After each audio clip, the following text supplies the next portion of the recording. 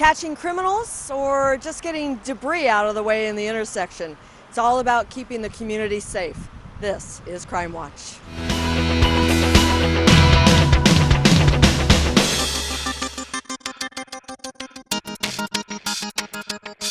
Hello. Today I want to talk to you about the current climate of law enforcement in this country. It's really disheartening, and I thought that I would take an opportunity to speak to you about my feelings on the topic. You can see that on my badge I'm wearing what we call a mourning band, and that mourning band is worn by all law enforcement officers when an officer is killed in the line of duty in the state of California. This year alone, 6 weeks into the year, nationwide, there has already been 18 law enforcement officers that have died in the line of duty, 1/3 of them by gunfire. In my 37 years in law enforcement, I've never seen such a lack of respect for our profession and such violent attacks on our officers. More officers are being shot and killed than ever before. This past Monday, we lost another officer in California. Officer Keith Boyer of the Whittier Police Department was shot and killed after he and his partner were investigating a traffic collision in the city of Whittier. And many of you may have seen the press conference on television where their chief, Jeff Piper, stated, "We need to wake up. Enough is enough. You're passing these propositions and you're creating these laws that are raising the crime rates in the state of California." What Chief Piper was referring to was Assembly Bill 109, Proposition 47, and Proposition 57, and to some extent, the recent Proposition 64. You need to take a moment and you need to look up and educate yourself on what these propositions were and how they impact community safety. We know that these propositions are a result of the voting public, and that AB 109 was passed by the state legislature, who were also voted into office by the voting public. Every state association representing law enforcement, the chiefs, the sheriffs, police officers, the district attorneys association, opposed this legislation and these propositions. We knew what was going to happen if they passed. AB 109 was signed by the governor in 2011 after the U.S. Supreme Court ruled that California prisons were overcrowded. AB 109 moved certain felony offenders back into the county jail system. As a result, thousands of criminals were released back into our local communities. Prop 47 stopped some nonviolent criminals from going into prison. It also reduced certain felony crimes to misdemeanors. The goal of the initiative was to fund additional substance abuse and mental health services with the savings from housing incarcerations, from lowering incarcerations. We have not seen this come to fruition yet. Since the passing of these propositions, the increase in property crime in California is the largest year after year increase since the 1960s. The increase in violent crime is the largest year after year increase since the 1990s. As a result, what we are seeing are repeat offenders committing multiple crimes because they know that there are no consequences and that they will not be held accountable. There are no consequences for these crimes any longer. It's a revolving door for these criminals, and they know it.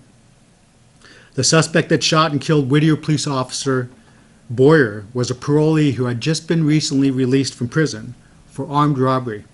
Since being released from prison in April of 2016, he violated his parole 5 times by committing a number of additional criminal offenses. He served what is known as flash incarcerations. In a flash incarceration, an offender serves a 10-day jail sentence in county jail for a parole violation instead of being sent back to prison as was in the past. Flash incarcerations were authorized under AB 109, which was signed into law by Governor Jerry Brown in 2011. This needs to stop. I am asking you to educate yourself and make sure that you understand what you're voting for. The senseless killing of law enforcement officers cannot continue. We, and I emphasize we, need to make sure that those that commit crimes are held more accountable for their actions. I want you to know that I truly appreciate all of the support I get from the Buena Park community. And I just want to thank you for your time.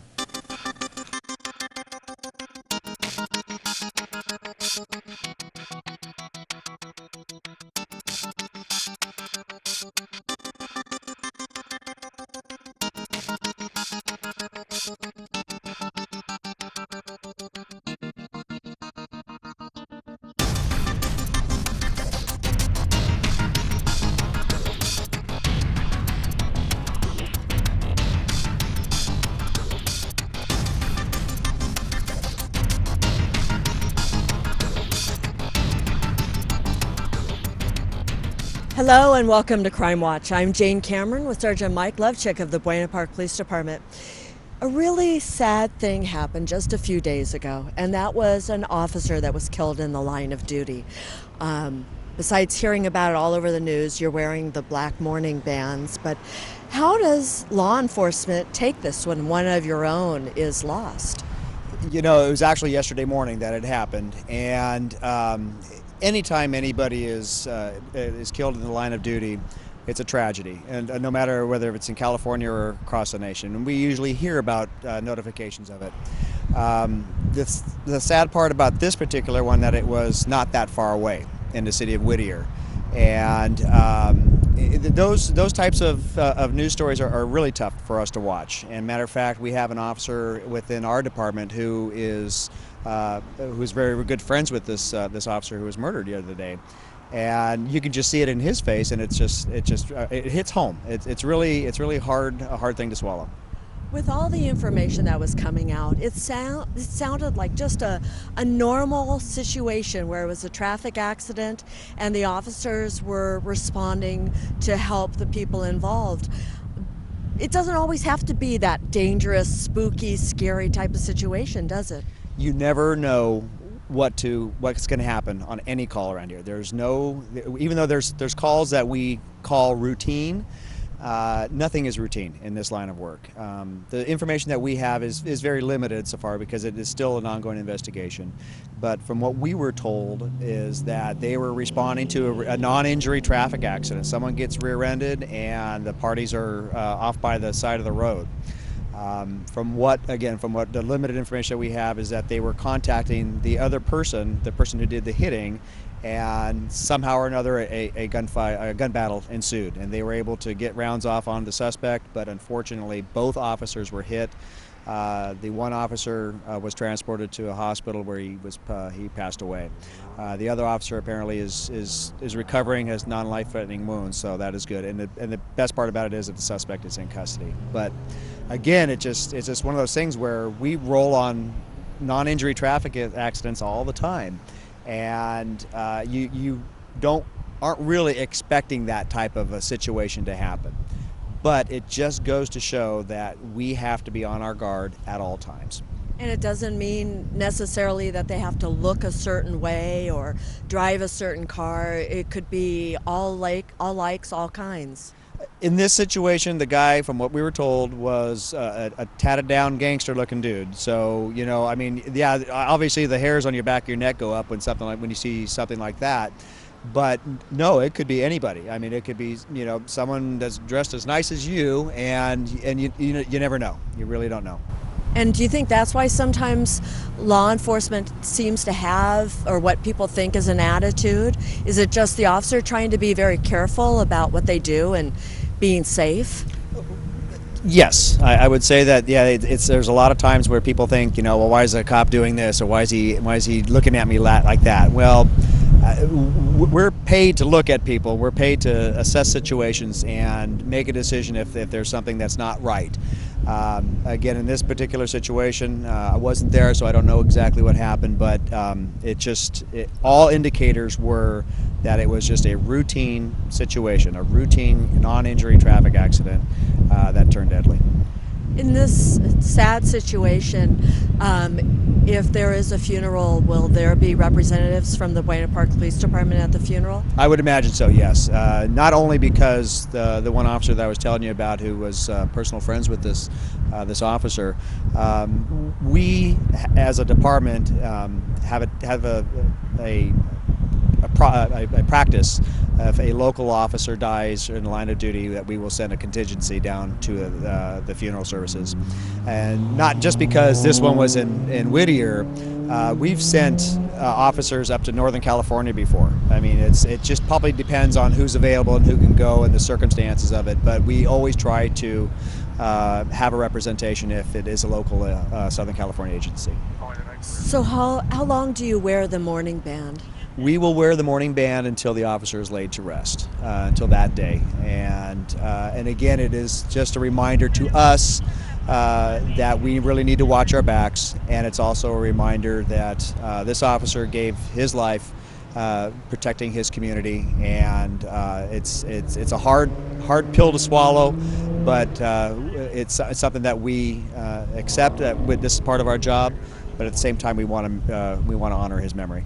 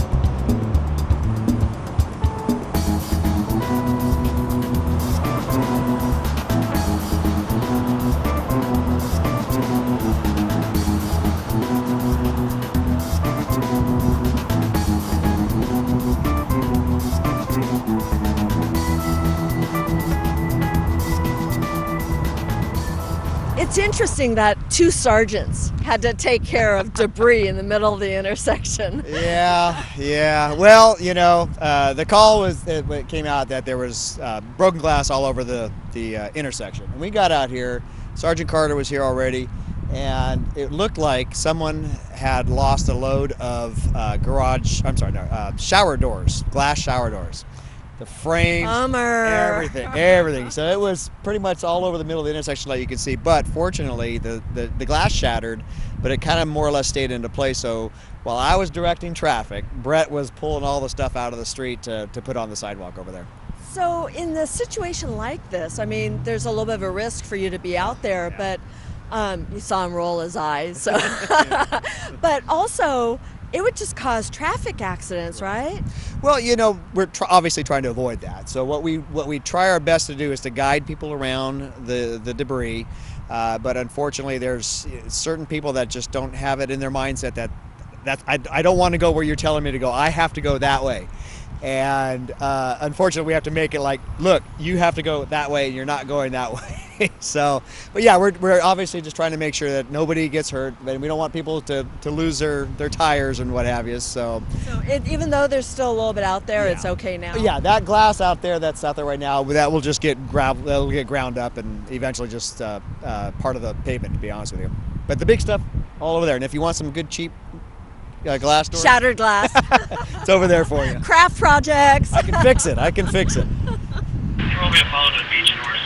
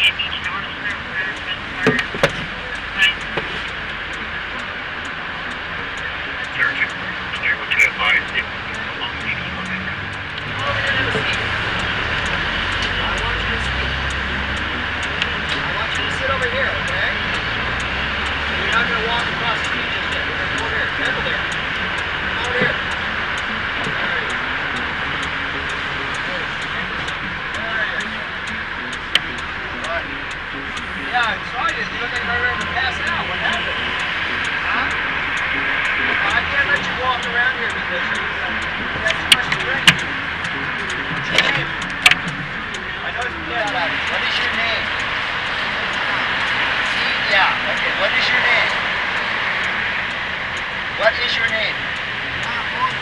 ¿Cómo se llama? Jorge? Jorge what? Okay. Where do you live? ¿Dónde vive? What? ¿En calle?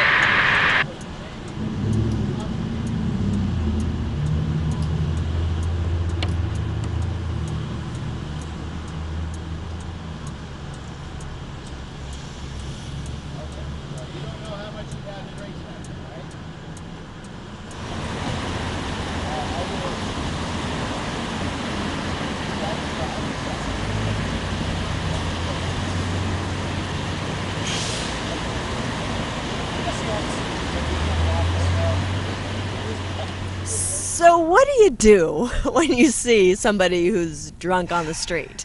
Well, you know, I mean, the first indicator was I don't think we got it on film or not, but he was back behind the little power box there, and it Leaning on it. leaning and not really sure exactly what he was fumbling with, but it was one of those ones where you're going, okay, this guy's doing something's going on here. And we were watching We him. were watching him, yes. So And then he started to quote unquote walk he away. really wanted to walk away and walk across the street, but yeah, Walk across Orange Thorpe. stumble across Orange Thorpe and Beach Boulevard, which is one of our most busiest intersections at this time of night. And he couldn't even walk straight on the sidewalk. Oh, he couldn't walk straight anywhere.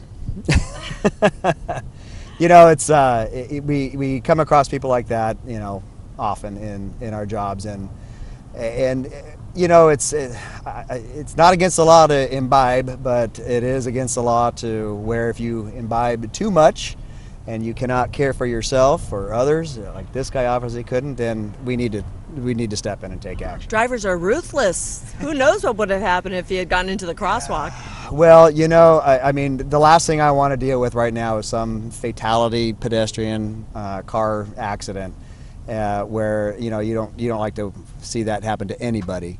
And who knows? Maybe we saved a life tonight, but at the same time, it's like He gets a nice warm place to kind of lessen the alcohol effects, and gets a place to sleep it off a little bit. And you know, he was, you know, fortunately he was being cooperative with us, and you know, it wasn't to the point where he was being a jerk. I mean, he was kind of being like, no, I don't want to go, but you know, Officer Mujica and I were able to control him with minimal contact. But again, like I said, it's one of those things where I would much rather put him in our drunk tank for a few hours, have him sober up, than have to deal with him, you know, wiped out in the middle of an intersection. if you have any questions about tonight's show, you can check the Buena Park Police Department on Facebook, Twitter, bppd.com website. With Sergeant Mike Lovchick, I'm Jane Cameron. Thanks for watching.